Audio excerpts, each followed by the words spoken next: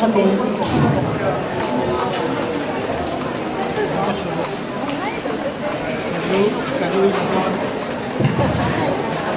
school channel home to all. Sunday school of Yan. Đấy phải lẽ mình đi chỉ ba khóc. Cái mà mình lâu em. Về cắt không.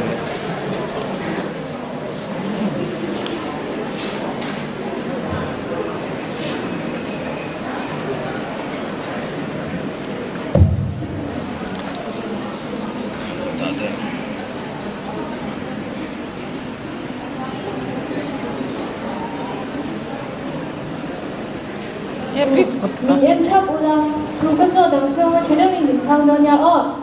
mình sang em chơi đâu in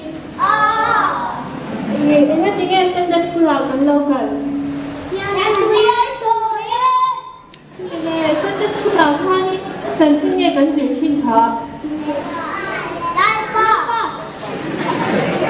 anh nhìn là bắt chước pha thì cần gì em bắt chước pha thì có cần gì sao bắt chước pha thì cần gì sao anh cha ông tuổi mẹ khó bắt chước pha thì cần gì khó anh nhìn là chúng cái bài của cha trong trai chỉ ba thằng thôi được in school cái đó là tin trong trai ai em in đằng đầu sen anh nhìn là tuy in ai em tuy sẽ là in cái ok rồi cái tuy nó hoàn toàn cần toàn hảo đâu không cái khai cần tuy in cao hả thì nó cần đông cái khai rong cái gì nó đã khai tuy cái mà một chỉ nó anh in school là tuy in phải ngay em mình cái đầu khoan cái ông thầy đó á, chẳng bốc chân trong trai nó cái đầu khoan cái ông thầy đó á, in trong trai chỉ tới rồi nặng như vậy. Tâm đầu tiên in trong trai, tôi thấy in trong trai quy trình.